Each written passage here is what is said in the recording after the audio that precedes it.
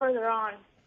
Yeah, I'm sure it would be great to see that. And do you have a goal as to how much you're hoping to raise for your second annual event? Over the amount that I raise now, but I'm just going to go as much as I can, and I'm just going to keep helping. I don't have a specific number. I just keep rising it. Now, the best place, or how is the best way if people would like to get in touch with you at this point, if they would like to, be kept up to date of when they can start to sign up for your event in April? Would it be through Food for the Poor?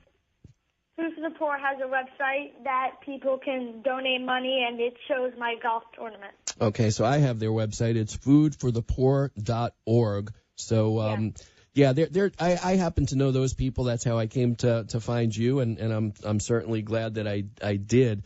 Now, you had mentioned that you wanted to be a professional golfer, and first of all, do you have a path for that? I mean, is that like the ultimate goal? Do you have a backup plan? I mean, if not for that, is there something else you might want to do? I'm just a little bit more curious of a gentleman your age who's already accomplished so much. Exactly, what you're thinking.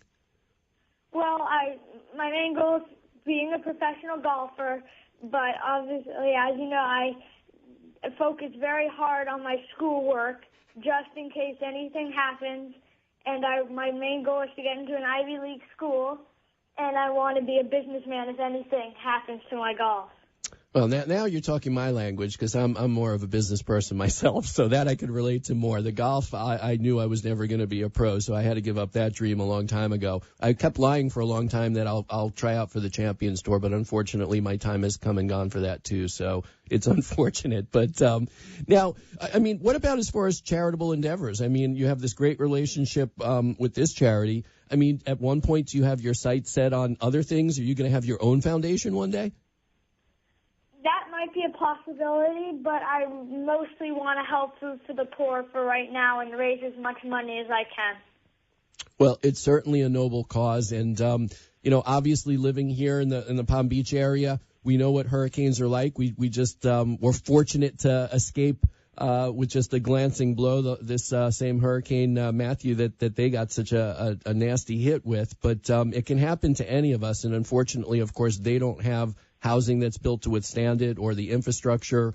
So as bad as it is for us when they get it, it's just a horror. So the work that you're doing is certainly appreciated by me, and I know a lot of other people who are really looking up to you for it. And obviously there must be a lot of very grateful people that you're helping in Haiti as well. So one more time, what I would like to say is if you would like more information about the second annual Rafe Cochran Golf Tournament at Mayaku Lakes Country Club in West Palm Beach, the best place to go would be foodforthepoor.org, and information will be posted there, or if you just want to help out on your own. And there's one more thing that I did want to mention, that I heard a rumor that there's going to be some sort of honor for you at the one event, which is the annual event that Food for the Poor hold at the Colony Hotel in Palm Beach in March. So that must be pretty exciting for you. Yes, that is true. I'm quite honored and excited for that.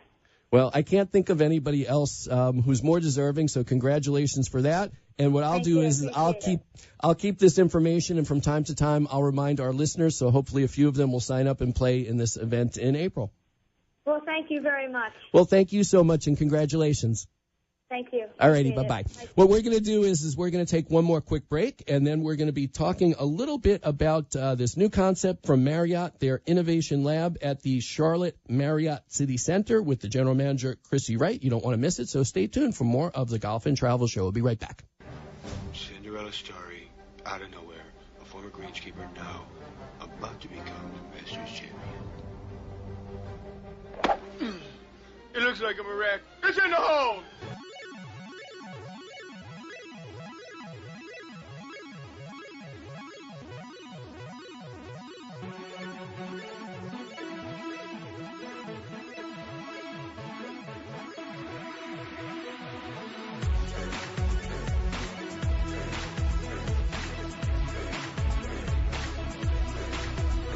I rap fly,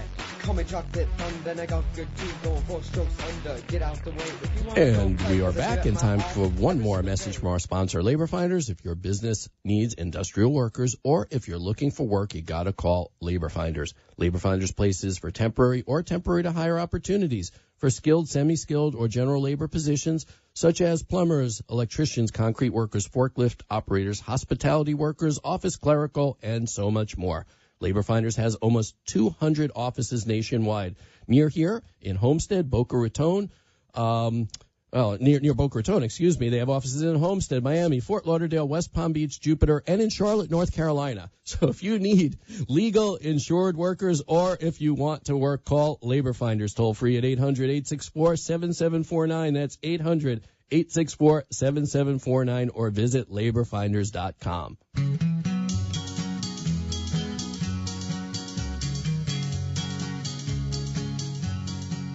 Well, all right, so I'm being foolish.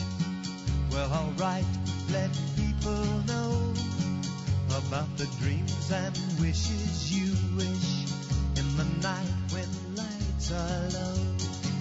Well, all right,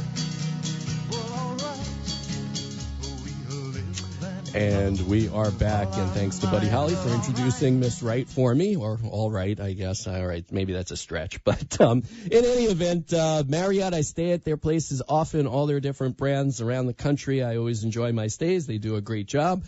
And they don't want to get stale, it seems, so they decide to have these huge mergers with the other giant competitors and develop new brands so people like myself never get bored. So I did want to find out a little bit more about what's going on in Charlotte. It is a place that I do get to visit from time to time and always enjoy it. But to find out what the Marriott Innovation Lab at Charlotte Marriott City Center is all about, nobody better than their general manager to tell us, and that would be Chrissy Wright. Chrissy, are you there? I am here. Well, thank you so much for joining us. Absolutely. Thanks for having me, Dan.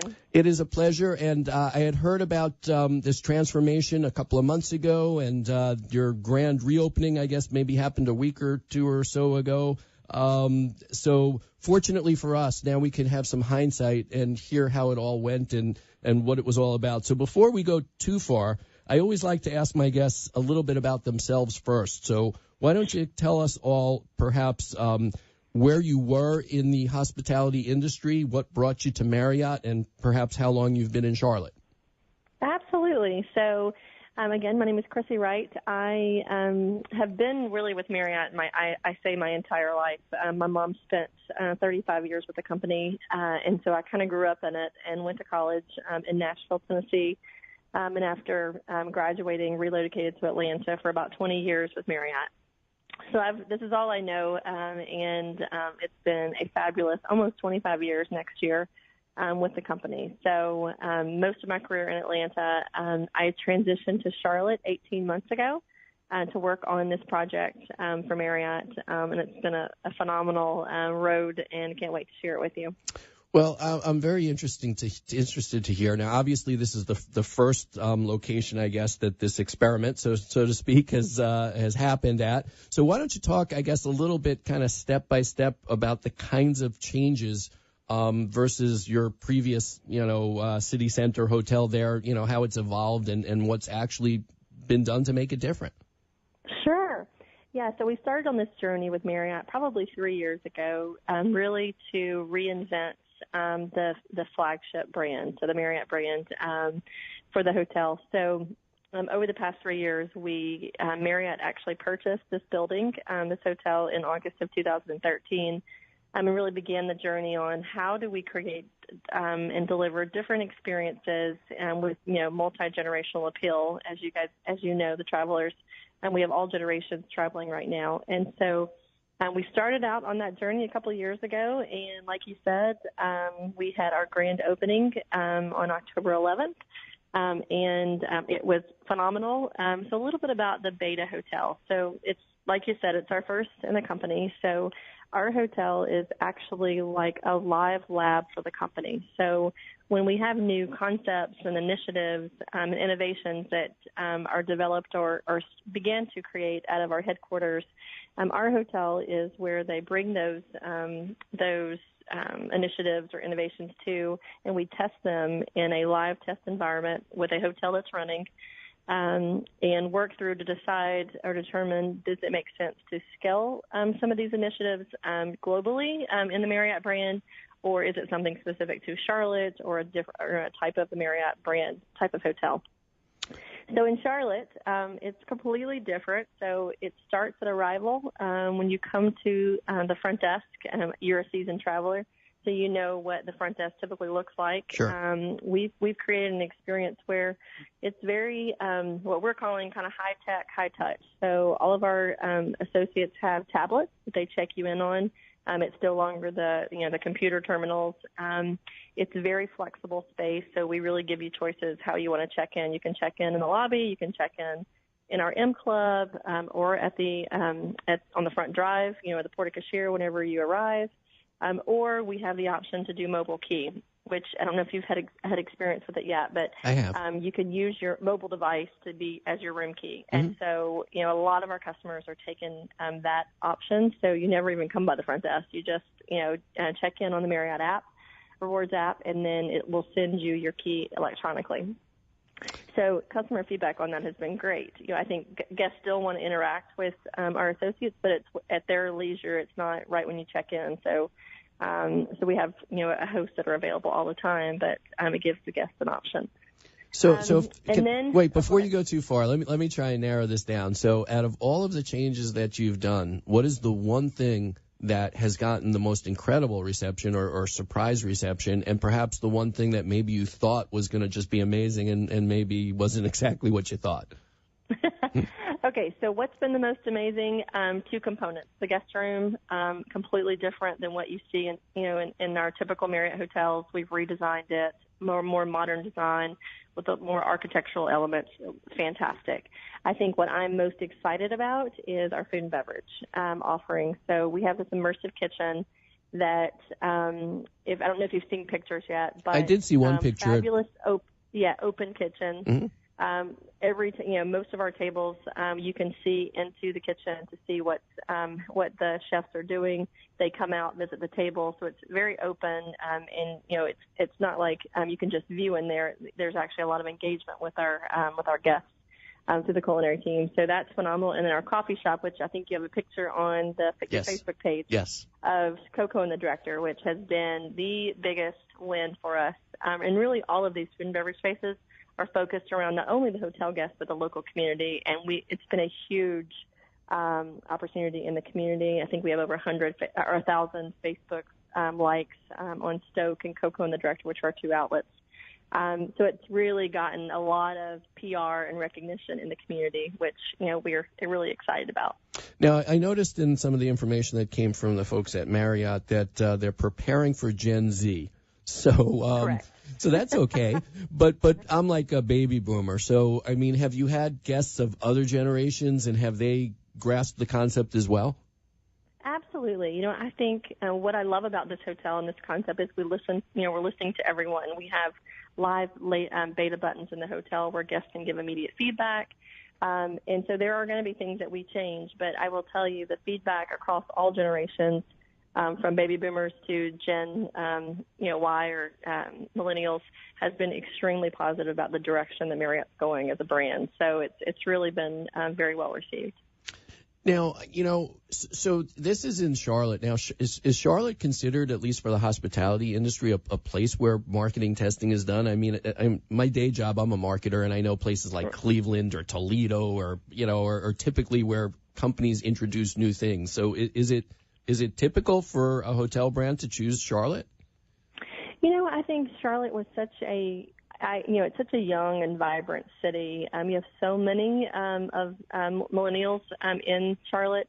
The banking industry is here, and so there was just a lot of great demand for this urban hotel. And quite honestly, it was at the time for sale, and Marriott wanted to purchase a hotel. It was for sale, and it was a 30-year-old building that we really wanted to transform into more relevant space, and so it was a perfect fit for Marriott.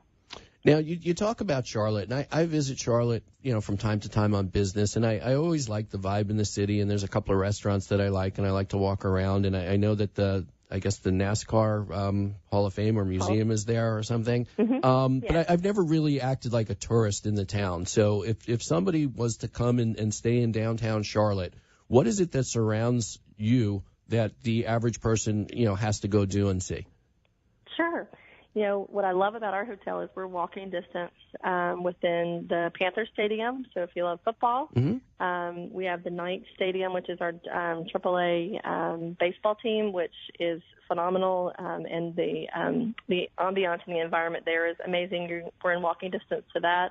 We're in walking distance to the new Spectrum Arena, previously Time Warner Cable Arena. Mm-hmm. And so there's so many sporting activities that are in Charlotte. There's also a ton of arts and culture museums that are in walking distance to our hotel, as well as great nightlife, great restaurants, and entertainment in uptown Charlotte. Now, when you talk about restaurants and you talk about entertainment, is there something that is just typical Charlotte? Gosh, when you talk about restaurants, barbecue is typical, is a... sure, North Carolina. North Carolina, mm-hmm. Yeah, North Carolina yep. is made for, but breweries, too. Yep. We have a ton of local craft breweries in Charlotte that are very popular. We ourselves at the hotel have 24 beers on tap, which 19 of those are craft local beers. Now, this whole... grand reinvigoration of this building and of the brand and everything. How is that actually affecting business? Are people seeking you out more because of your uniqueness and newness? Are you just always crowded? And are people also who are staying there, are they happy about this opportunity to provide this live kind of feedback that you're requesting? Sure. I think I would say the market that we are in, Charlotte's a great market, but we believe that this product and the service deliveries that we have spent the last 18 months creating obviously are creating even a higher demand for our hotel. If you look at all of our key measurements from a financial standpoint, we are doing extremely well in fourth quarter of this year coming out of renovations, and then of course in 2017 looks great both for the hotel and for the city. So I think it's a combination, right? And we wanted, when we started this whole journey, we wanted to pick a hotel that was performing well. You can pick a hotel that's not performing at all and see the upside after a renovation, but we wanted to pick a hotel that was already doing well. And so we know that this is only helping our growth from a revenue perspective. And I think the customers love they love to be able to give real-time feedback and to really feel like they're a part of this journey with us. Which is what we want them to feel, that they have the ability to shape the future of the Marriott brand. So for this time of year and looking forward, are there some events, cool things going on, special packages, or anything that our listeners might be interested in knowing about? For our hotel specifically, we spend we don't have significant amount of packages, but there's always things to do in Charlotte, right? So, like I said, if you love sporting events, we have them all the time. If you love the arts and the cultural environment, we have tons of museums and things like that. So, I would encourage you to visit our website, and I think it's posted on your Facebook page as well. But visit it, any of the listeners to visit it, and come spend a weekend in Charlotte. You will not be disappointed. It's such a great city. One last thing I wanted to ask you about, too, before we run out of time. I'm right now making a wedding for my daughter at a hotel. Unfortunately, it's your competitor this time, although her bat mitzvah was at a Courtyard by Marriott, so I'm equal. I spend money at all the hotels. But how about as far as special events, parties, weddings, gatherings? Do you have facilities to handle that as well? Sure, absolutely. So we have over 20,000 square feet of meeting space, and we do a significant amount of weddings in the hotel, bar mitzvah, all the social events we certainly can accommodate. So please let us know if any listeners, if you guys need anything in Charlotte, we can certainly take care of your needs. And if people, I'm guessing the easiest way to find you besides going to facebook.com/The Golf and Travel Show, they could also go to Marriott.com and just look you up as Charlotte City Center. Absolutely. Yeah, or CharlotteMarriottCityCenter.com. There you go. All right. Well, thank you so much. Like I say, I was really curious myself because I do spend so much time at Marriott's all over the country, and you are certainly amongst my favorite brand. And therefore, when I heard about something brand new, I was curious, and it's always best to find out from the person who really knows it the best. So we appreciate you coming on board. Absolutely, and we appreciate you letting us join your show today. Thank you so much. All right, thank you, Chrissy. All right, what we're going to do is we're going to take one last break, and then I got some a little bit more travel news and a bunch of deals for you. You don't want to miss it, so stay tuned for more of the Golf and Travel Show. We'll be right back.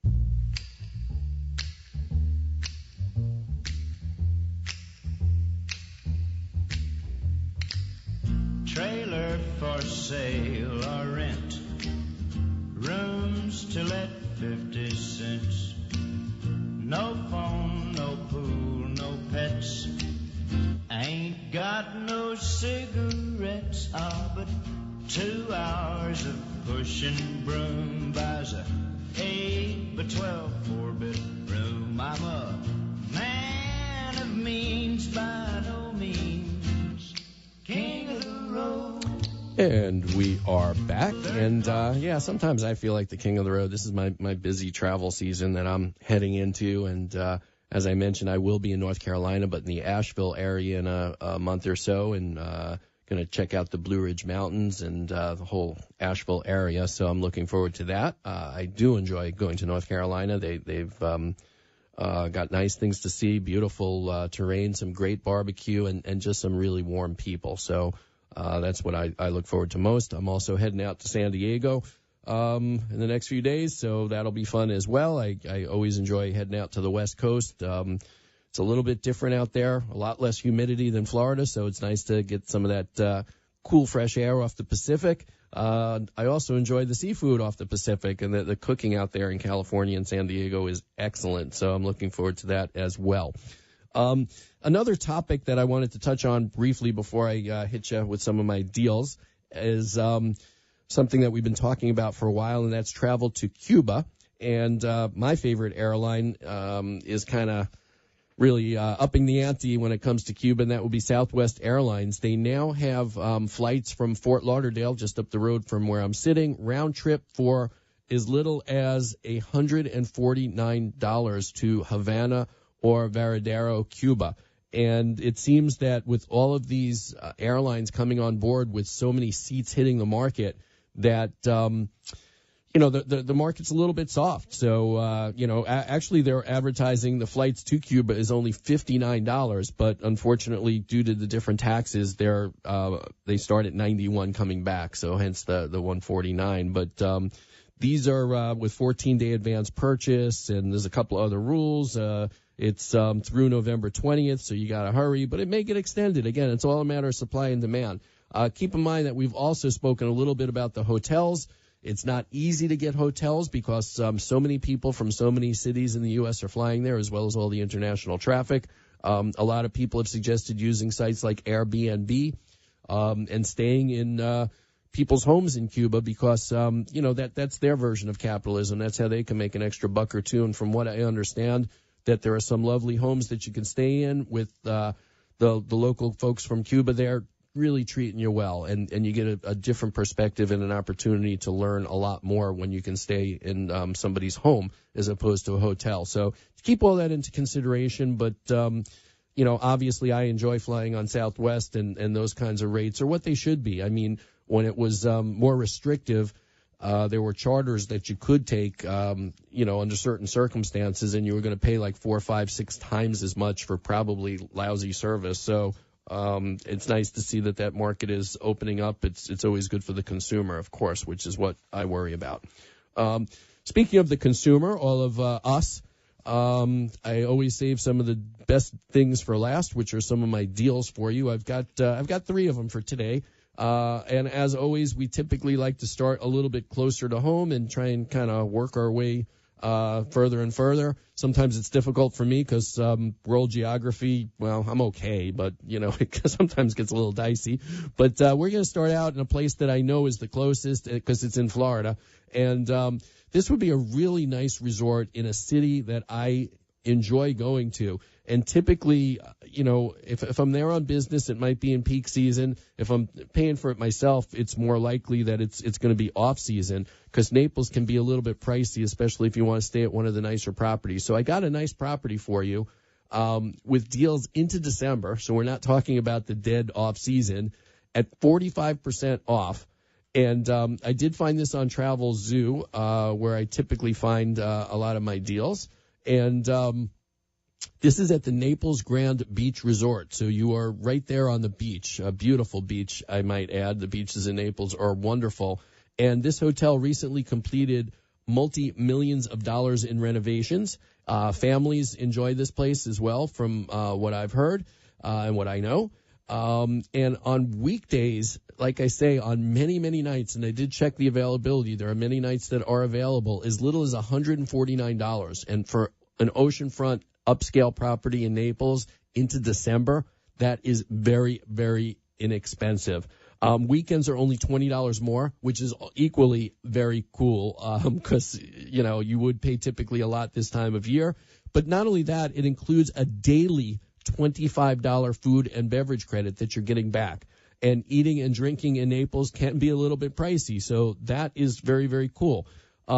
This is for a coastal view queen room with a Gulf view. You can also get a upgraded room for just slightly more, but still at a really discounted rate. You do have to hurry, like with most of these deals. They don't last forever. You have to book it by October 26th, so hurry up and get on this deal to the Naples Resort. As promised, we're going to take you from there to a little bit further, and in this particular case, it's considerably further. And we've been talking about this a lot. As a matter of fact, all of our deals, every week that I give you deals, I keep saying that this is just ridiculously inexpensive. It's never going to get any lower. Yet every week I keep finding deals that are better and better. So pretty soon they'll be paying us to go to some of these places, I think. But here it is again, two incredible cities, perhaps two of the most popular cities in all of Europe.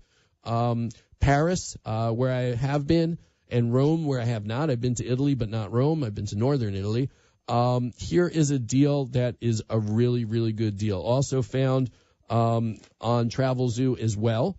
And it's a 6-night trip that's happening soon. This is a fall trip, so you can't waste too much time. It includes round-trip airfare into Paris and out of Rome. It includes your flight from Paris to Rome.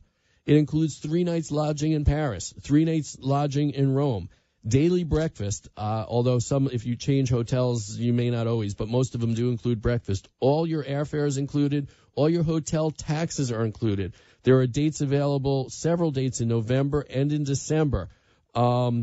This is for departure from New York City, starting at $766 per person. That is incredible. That is less than it used to cost to just fly from New York to Paris, no less coming back from Rome, the flight in between, hotels, breakfasts, taxes. I mean, this is just ridiculous. Obviously, these are decent hotels, but there are opportunities to upgrade if you want to. And this one does not expire until November 2nd, so you have what seems to be a little bit of extra time, but beware. The longer you wait, a lot of times these dates will sell out. They've got November 23rd, 26th, 27th, and December 4th, 5th, 7th, and 11th available at these prices. You can, through them, actually fly from Miami if you prefer, but it's a $400 upgrade. So if it was me and it's only a 6-night trip to Europe, I would just fly on my own up to New York. You can get flights for around $200 round trip. Maybe spend a day or two in New York on either side if you want, and that would probably be more economical. Or if you'd rather fly out of Miami, you could do that as well. So again, on Travel Zoo, starting at $766, 6 nights, lodging, airfare, and a bunch of other things in Paris and Rome. Sounds like a pretty good deal to me. Last but not least, another deal for Europe, but this time it's a cruise, so a little bit different. This is a cruise that goes to France, Italy, Malta, and Spain. 7 nights, half price on MSC Cruises.